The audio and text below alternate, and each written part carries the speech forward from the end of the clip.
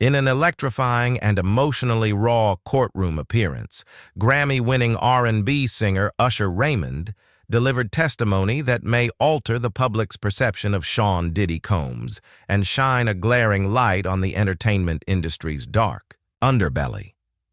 Usher's statement during Diddy's federal trial, which encompasses charges of trafficking, coercion, and maintaining a criminal enterprise, transcends personal grievance.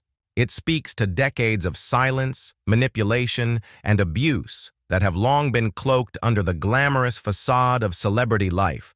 Usher's revelation, given under oath, is not merely a recounting of personal trauma. It is a call for justice, AI reckoning against systemic failure. He broke years of silence to describe what he witnessed as a teenager living under Diddy's roof. The image of mentorship and opportunity sold to his family by industry gatekeepers concealed a world rife with control, secrecy, and alleged abuse. At the heart of Usher's testimony is a transformation, from a bright-eyed 14-year-old eager to learn from a music mogul to a haunted adult grappling with PTSD and guilt for remaining silent. Through his words, the courtroom was taken on a harrowing journey that revealed how fame and power were used not to nurture talent, but to exploit and entrap. The testimony is historic, not only for its potential legal consequences, but for its potential cultural impact. Usher's statement signals a breaking of ranks among high-profile artists who have traditionally protected one another with silence.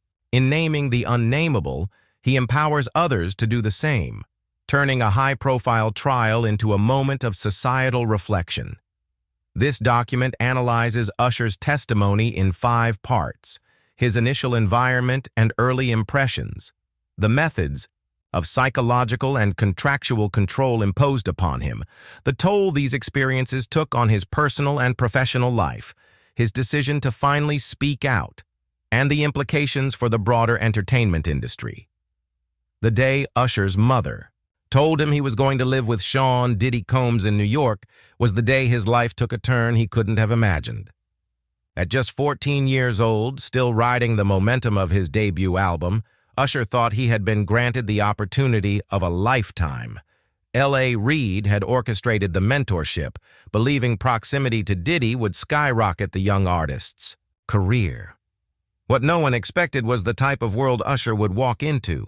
It wasn't music lessons or studio tips that awaited him at Diddy's Midtown Manhattan penthouse.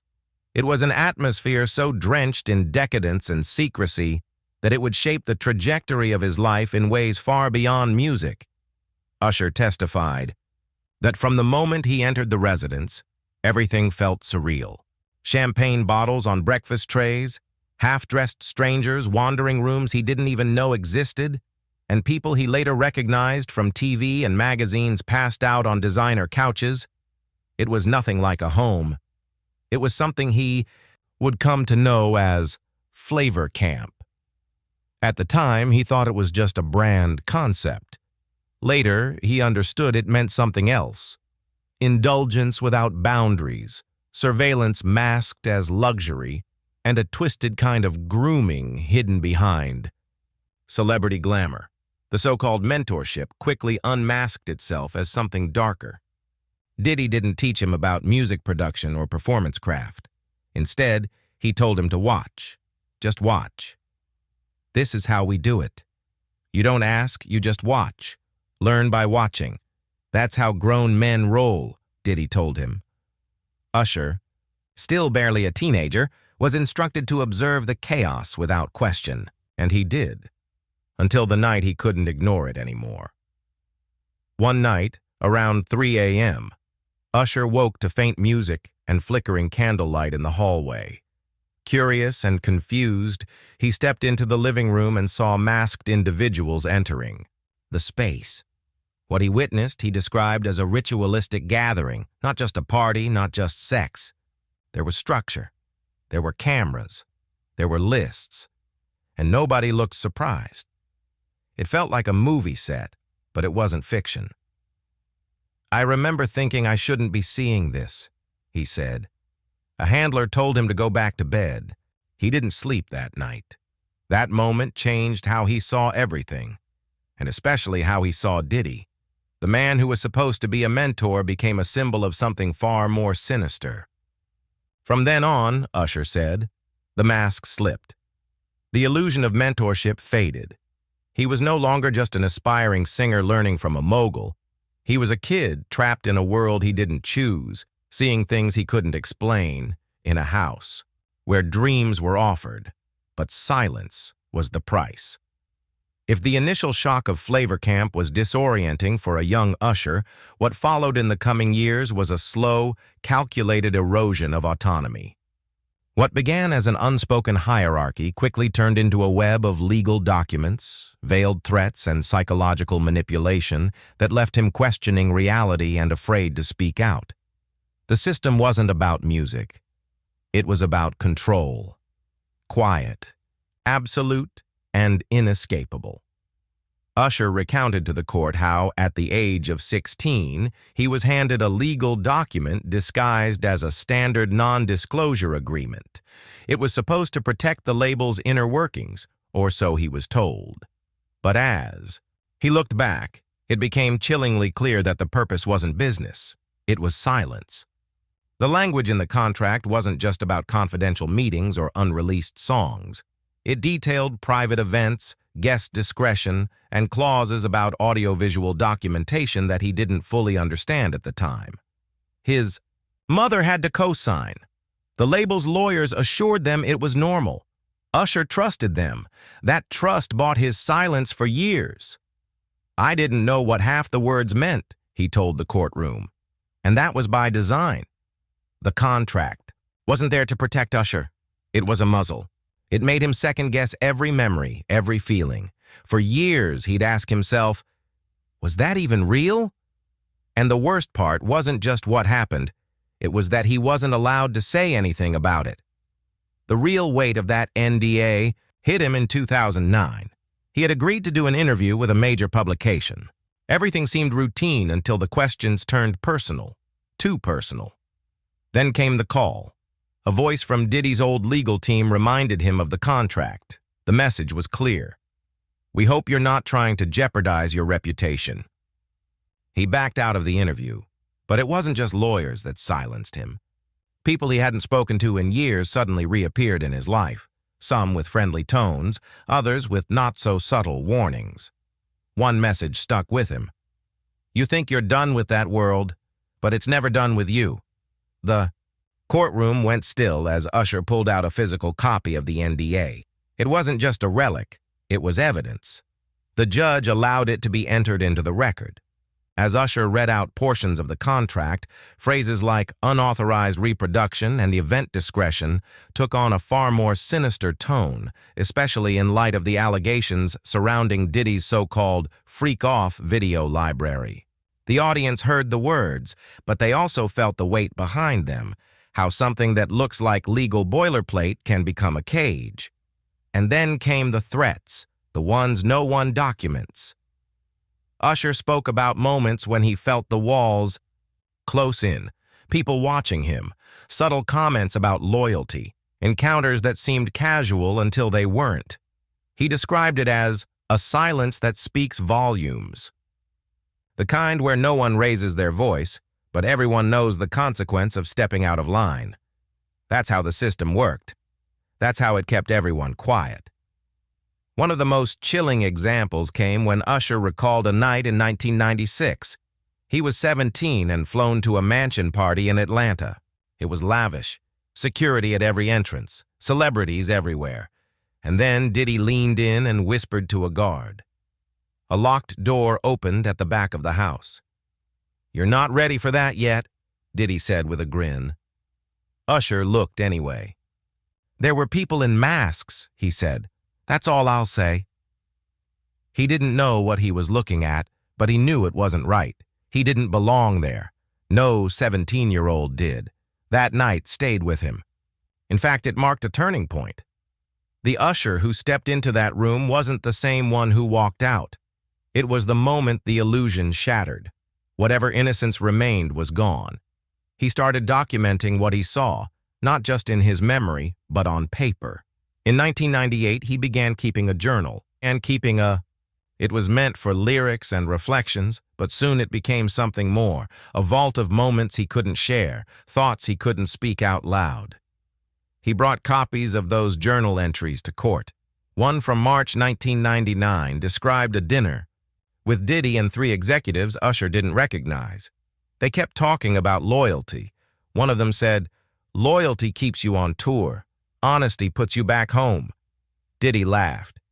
Another entry from October 2000 recounted a party he declined to attend. "Too many secrets, too many masks. Diddy says it's just the culture. I don't agree." When the prosecutor asked if he had ever shared those entries with anyone before, Usher shook his head. "I was afraid of losing everything," he said. "I didn't think anyone would believe me." His fear wasn't irrational. Usher testified about an incident in 1997 when he was 18. Diddy invited him to meet a high-level investor in Miami, someone who could fund a world tour and shape his brand globally. It sounded like a career-changing opportunity. He was told to dress sharp and be respectful. But when he arrived at the Satay Hotel penthouse, it wasn't a boardroom. It was a suite filled with men in robes, expensive champagne, and quiet young women. One man leaned over and asked, "Do you want to be remembered forever?" Usher said it wasn't about music, and when he declined to stay, things changed. He lost tour opportunities. A major producer pulled out of a deal. No one ever said it was because of that night, but doors that were once wide open began to quietly close. Weeks later, Diddy showed him a video, a handheld camera, a young artist doing something he clearly hadn't consented to. Diddy laughed as he played it back. Usher didn't. The attorney asked if Diddy had threatened him. Usher paused. "He didn't have to," he said. "The people around him did. They didn't use words. They used silence and exile." That was the moment Usher realized that in Diddy's world, talent wasn't the key to survival. Submission was. You didn't rise by being the best. You rose by being quiet, by doing what was expected, by never questioning the game. And if you didn't, you were out. Or worse, you were made to feel like you never existed in the first place. The system worked because it was quiet, elegant, and efficient. No outbursts, no overt threats, just contracts, phone calls, looks across the room, people disappearing from the industry without a trace. In that silence, power thrived, and that silence was Usher's prison for more than 2 decades. As Usher continued his testimony, the tone shifted from the mechanics of control to the personal cost, what it meant to carry those memories, to live for years under the weight of silence, and to keep up appearances while a storm brewed beneath. For the first time, the court saw not just the young man who survived Diddy's world, but the broken adult it left behind. Usher revealed that the trauma didn't stay behind in that penthouse or disappear when he left Diddy's inner circle. It followed him, clung to him, and reshaped his reality. After turning 20, he began experiencing panic attacks. At first, he didn't connect the dots. Crowded rooms would make him sweat. Flashing lights would trigger a sense of dread. Certain music, even specific scents, like a brand of candles Diddy used to burn, would send his body into full shutdown. He described a night in New York when he checked into a hotel. The moment he stepped into the hallway, he froze. The air smelled just like that house on 55th Street. His chest tightened, hands trembled, and he collapsed. His team rushed him out of the building. What the public didn't know at the time, what tabloids chalked up to exhaustion during his 2001 tour, was that Usher was quietly admitted to a mental health facility in Northern California under a false name. He stayed there for 5 days, too ashamed to explain the real reason to anyone except the in-house psychiatrist. And to that doctor, he finally said what he'd never said aloud before. "I saw things no kid should see. I lived in a house where power meant silence and survival meant pretending everything was okay." The diagnosis was PTSD. Usher told the court that it took almost 2 years of therapy before he could sleep through the night. Even then, the nightmares came and went. Sometimes it wasn't a flashback. It was a line someone said or a news headline. And every time he was reminded of that contract, that world, those masked faces. It was more than emotional damage. It was a long-term, deeply embedded fear that if he ever told the truth, everything would be taken from him. But trauma wasn't the only consequence. Usher also described how his career was directly affected. After refusing to comply with certain expectations, declining parties, refusing invitations, he noticed a shift. Suddenly, deals fell through. Tours that had been in the works disappeared. Producers stopped calling. At first, he thought it was coincidence. Later, he realized it was punishment. No one ever said the words, but the message was clear. If you don't play along, you don't play at all. The most devastating professional fallout came after the Miami incident. When he walked out of that penthouse suite, he thought it was just a moment. But it was more than that. It was a test, and he failed it. Almost immediately, a producer backed out of a collaboration that had been greenlit. Usher said he wasn't given a reason, just silence. From that point forward, he could feel the invisible hands steering his path, not in his favor. And when he tried to push back, when he raised questions about royalties, contracts, or behavior, he was reminded, sometimes directly, sometimes subtly, who gave him his platform. I was told, "You don't bite the hand that feeds you," Usher recalled. But what if the hand that feeds you is the same one choking you? It was a question that haunted him for years. He wanted to walk away, but the deeper he tried to pull out, the tighter the grip became. He described trying to recover $4.3 million in unpaid royalties after an accountant tipped him off to missing earnings. When he brought it to Diddy's attention, he laughed. "If you knew what was really owed to you, you wouldn't sleep at night." Usher also spoke about the emotional toll of watching other young artists fall into the same trap. One name stood out: Justin Bieber. Usher had helped discover and launch Bieber's career. He saw in him a younger version of himself, eager, talented, and trusting. At first, he thought he could protect him, but soon Diddy entered the picture. He started calling Bieber to events, using the same language he once used with Usher, flavor camp. Usher recalled a chilling moment in 2011. Bieber called him late at night. At first, he said nothing, just silence on the line. Then finally, one sentence, "I want to come home." Usher's team scrambled to locate him. Bieber had gone silent for 2 days. When they finally reunited, he wouldn't look Usher in the eye. All he said was, "It's fine. I'm good now." But he wasn't. Usher could see it. And just like that, he saw history repeating itself. That was when the guilt became unbearable. He confronted Diddy asking, "What are you doing to these kids?" Diddy smirked and replied, "Same thing they did to me. It's how the game works." That was the last serious conversation Usher had with Diddy. After that, he distanced himself. But the guilt didn't go away. Because by then, Usher knew what staying silent meant. It meant watching others walk into the same fire and doing nothing. He admitted to the court that for years, he chose self-preservation over truth. He believed that if he stayed quiet, he could keep his career, protect his image, and move on. "But you can't be grateful for a lie," he said. He tried at one point to bring others together. In 2011, he attempted to organize a private meeting with other artists who had been under Diddy's influence. He wanted to compare notes to see if their stories matched his. But the meeting never happened. Someone tipped Diddy off. And just like that, people backed out. Fear took over.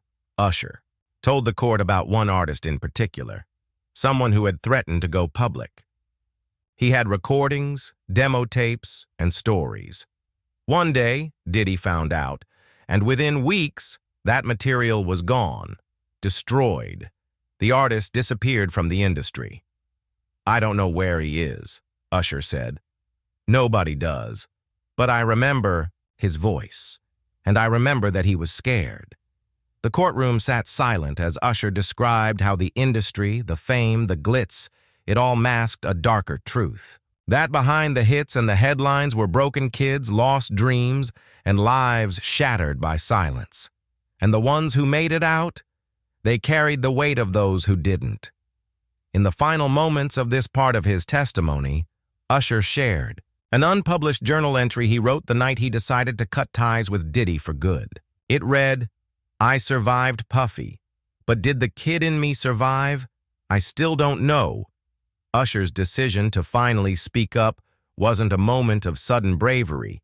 It was the slow, agonizing culmination of years of guilt, silence, and watching the same cycle play out with others. His breaking point didn't come with a bang, but with a whisper. It began with the growing realization that staying silent meant becoming part of the very machine that broke him. For years, he had convinced himself that survival required silence, but silence only fed the system. He told the court that in 2016, after watching the Drink Champs clip resurface online, a clip that reminded him just how deeply the culture had normalized Diddy's behavior, he tried to confront the mogul directly, but he never made it past the legal team. Phone calls were blocked, emails went unanswered, lawyers intervened. It was as if a wall had been built overnight. Then came the anonymous call. A voice he didn't recognize said, "Tell him to keep his mouth shut or we'll shut it for him." When asked in court who he believed was behind the message, Usher didn't hesitate. He looked directly at the defense table and said, "I think you know." But that moment, threatening as it was, didn't break him. It solidified something. For the first time in decades, he was no longer afraid. Not for himself. He had already lived through the worst. He said, what kept him up at night now were the kids coming up in the industry, the ones who still believed success meant staying quiet, who hadn't yet realized that being chosen often came with a hidden cost. He recounted the now infamous night in 2002 at a private estate in the Hollywood Hills. It was supposed to be a low-key party. He was told he'd be meeting a European producer. But when he arrived, there were no producers, no executives, just dim lighting, security guards at every exit, and a room full of people who weren't there for music. Phones were taken at the door. NDAs were handed out, more aggressive than anything he'd seen before. The atmosphere was tense, secretive, heavy. The vibe was wrong, he told the court, his voice breaking for the first time. What struck him wasn't just the strange rituals or the observers who weren't part of the industry. It was the realization that this wasn't about opportunity. It was about power, about ownership, and submission. He tried to leave early, but someone stopped him. A man he didn't know redirected him to a side room where Diddy was seated. Usher asked what was going on. Diddy looked at him and said, "You still think this is about music? This is bigger than that." That was the night Usher made a silent vow never to attend another party hosted by Diddy again, and he kept that promise. But the trauma didn't disappear, and neither did the business tactics. Usher revealed for the first time that he had been trapped in a 5-album development deal he signed as a teenager. That deal gave away the rights to his masters until the age of 35. At the time, he didn't even know what a master was. He just wanted to sing. Years later, when he understood the gravity of that contract, he realized he wasn't alone. He listed artists like Carl Thomas, Total, Black Rob, and the late Craig Mack, each of whom he claimed had been pulled into the same web, promised mentorship, then discarded once they stopped playing along. He submitted emails and contract drafts as evidence. One spreadsheet from a private accountant showed over $4.3 million in unpaid royalties. When he showed it to Diddy, the response was laughter. "If you knew what was really owed to you, you wouldn't sleep at night," Diddy reportedly said. That quote echoed in the courtroom like a confession. Usher knew that wasn't just arrogance, it was strategy. Keep them disoriented, keep them grateful, keep them silent. But Usher didn't just try to fight alone. In 2011, he attempted to organize a private meeting with other bad boy artists. He wanted to share experiences, pool knowledge, build a collective front. The meeting never happened. Someone had tipped Diddy off. Almost instantly, people started pulling out. Some got calls. Others just went dark. Fear shut it all down. And with that, a potential reckoning was delayed for years. Then came the moment that silenced the courtroom entirely. Usher told the court about an artist he had met years earlier, someone who had threatened to speak out. He had tapes, recordings, documentation, and then one day, it was all gone. Usher testified that he personally saw Diddy order the destruction of demo tapes and footage belonging to that artist. "I don't know where he is now," Usher said, his voice low. "Nobody does. But I remember his voice. And I remember that. He was scared." What struck the court wasn't just the content of these stories, it was the consistency. Every story fit into the same pattern: a young artist, a promise of stardom, an invitation, a boundary crossed, then a silence, then a disappearance, literal or figurative. The industry had seen these disappearances for years. Now, for the first time, they had a name for it. As his testimony came to a close, Usher turned, not to the judge, not to the prosecution, but to the camera. He spoke directly to the younger generation of artists watching online. "This isn't just about one man," he said. "It's about an entire system that told kids like me to be quiet, to stay in line, to never question the hands that fed us. But I'm here now. And I'm not afraid anymore. Not for me. Because I already lived through it. I'm doing this for the ones who didn't." That final line hung in the air like a gavel. What started as a criminal case had evolved into something far bigger. It wasn't just about racketeering or trafficking, it was about accountability, about how an entire industry had allowed this to happen.